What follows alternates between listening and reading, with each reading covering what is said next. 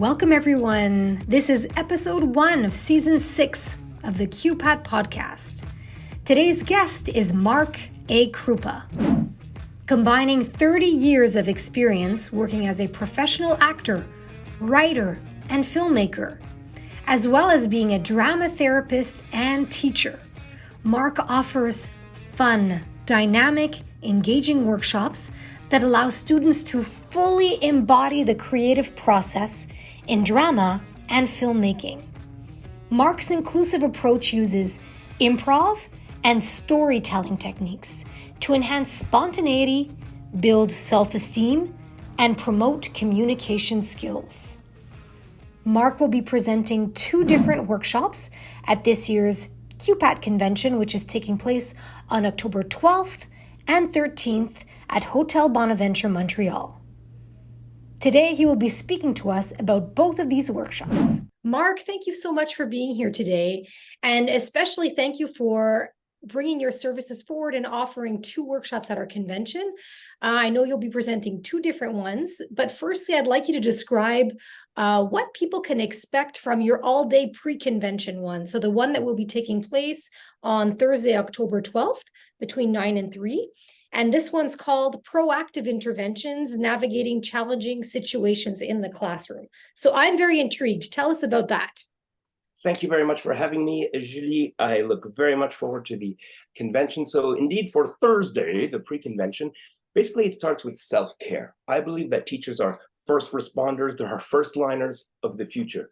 I know firemen and paramedics do very important work and are in immediate danger in the present, but teachers see students every day, and they are instrumental in forming what students will become in the future and how they view education. So basically it begins with like a self-care. So teachers can expect to get to know one another, improv games, have fun, trust each other. And as we go through a couple of improv, so maybe wear light clothes or clothes that you'll be moving in a little bit. It's certainly not going to be a lecture type of situation. It's going to be more a group activity, group feeling. So when we, after we do those improv exercises, we're going to then break down into smaller groups and maybe discuss what are the more challenging issues present in classrooms today. Discuss amongst in small groups. And then we have a break. And then after the break, we're going to role play. We're actually going to role play certain scenarios that teachers that are foremost on the minds of teachers. What are some of the past situations that they encountered that could have been maybe dealt with differently? What options do we have as teachers to be able to deal with a classroom or certain students when things don't necessarily go well, or there's a certain challenging situation? Is there, for example, a challenging situation that never happened, but the teacher fears that it might happen? What do I do? And therefore, together as a group, we're going to find the answers, because there's not about being right or wrong. It's about options. It's about navigating, so we de-escalate any conflicts that may arise, but also allow students to understand that conflict is normal in life, but it's how we manage our conflict. And as teachers, it's how can we manage a challenging classroom so that we don't get burnt out, it doesn't affect us. So it's still very much in line with the self-care. And after we do that, if there's still some time, I would go through certain exercises, certain drama games that may be used to help using drama more creatively across the curriculum. So to give teachers some more energy, a couple of options that they might incorporate into their curriculum. And that's more a segue for Fridays, which will focus just on that. Okay, I really love that for the Thursday as well, because and it happens. I mean, teachers are faced with situations, like I don't know how many situations they see in a day. And often they think afterwards, they feel sometimes like, I wish I would have done that differently. And that's absolutely true. But there's a lot that can be learned even from that, from knowing that, hey, that didn't necessarily go the way I wanted. That doesn't mean it's over and you messed up. There are things that you can do that can help you going forward. And by sharing those experiences with a group of other teachers, they're going to realize, wow, I'm not the only one who lived this situation. It's actually very common. And people often think it must be because of me. I am maybe not the best teacher. So I love that. And I love the idea of these situations sometimes the teachers are afraid of. The one that comes to my mind are situations where they know the parent teacher night, interview night is coming up, and that causes often anxiety for teachers, and they're creating these scenarios in their mind of this angry parent coming in. So I think that this is amazing. That can help them as well, like deal with the situation that the way they're seeing it in their minds, you know? Absolutely. The idea being that we're not in it alone. And that's a great example that you raised, the parent teacher, the dreading that moment. Yes. That's a perfect role play scenario situation. Yes. We'll do a backstory of what happened to the student, and we could certainly role play a aggressive parent in a very contained manner, though. However, in my group, things will be done respectfully and we'll use appropriate language. But you raise another point, which is excellent, which is I'm not in it alone. Yes. I might find out we're both teachers, that you're scared of the same thing I'm scared of. Well, what have you done about it? What have I done about it? So teachers get to know from each other what they have done or did not do and what they may have done. And together as a group, we tend to come to a consensus just to allow us to feel that we're not alone, and we do have options. We do have resources. Yes. Oh, that's amazing. That sounds fantastic. And now leading to the Friday one. So the one on Friday is a 75-minute workshop, and it's taking place Friday, October 13th between 9 and 10:15. And this one's called The Dramatic Classroom, Using Drama to Enhance a Curriculum. So tell us a little bit about that. Well, I believe more in the Scandinavian model in education, which is basically, just a quick story. In some of the even preschools and schools in Scandinavia and Sweden, they actually hire architects to ask children, what do you like most in a classroom? And they actually design their classrooms around that. And they're very mindful not to bombard, not to suffocate their students with knowledge. Drama is a magic tool that, if implemented across the curriculum, allows students to empower themselves, each other, in dealing with certain themes. And so that's what we're going to explore. We're going to explore for younger students improv games, object transformation, small improvs that a teacher may utilize in the classroom to complement their curriculum.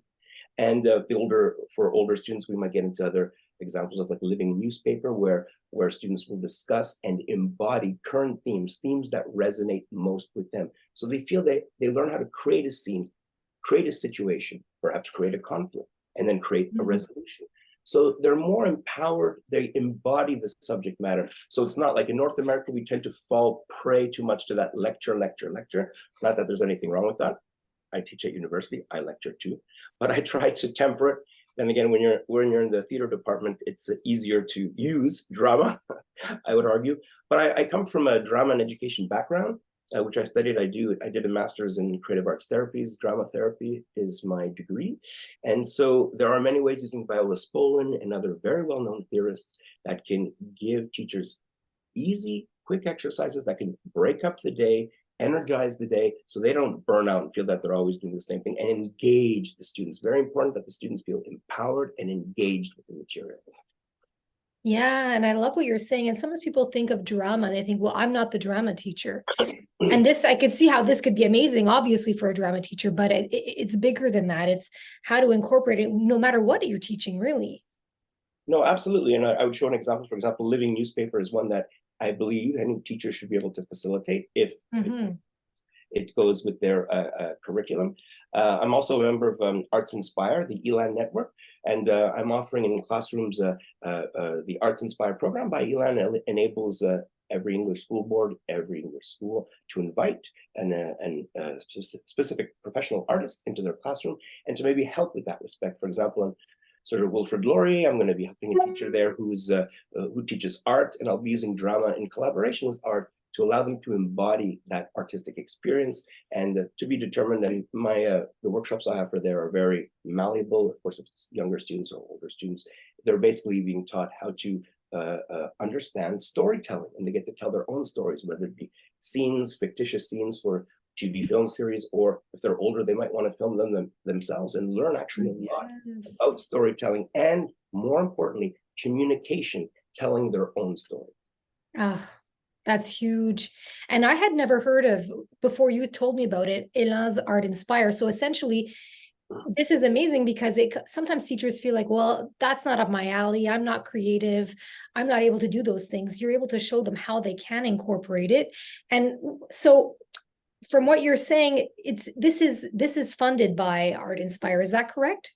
Well, exactly. So it's a program that ELAN manages, and many school boards or many schools are already registered. There's a point person there. The teacher might not know that. Usually it's the principal or HR person. But if a school is not registered, it's very quick to go on the ELAN website, the Arts Inspire page.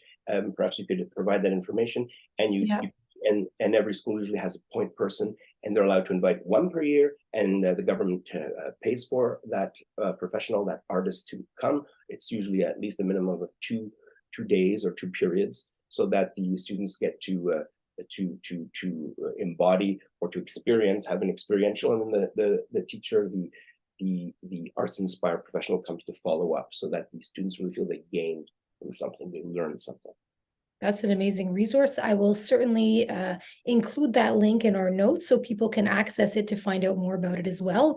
And if their school is not registered, their school or center is not registered, they can go ahead and do that. That's amazing.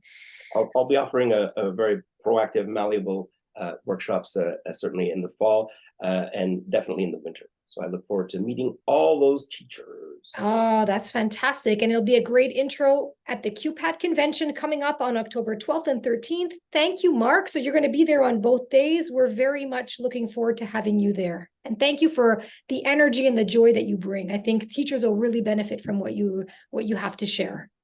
Thank you very much for having me. And it's a good thing. Maybe I'll bring my cat to the convention. Yes. Thank you. All right. See you soon. Bye.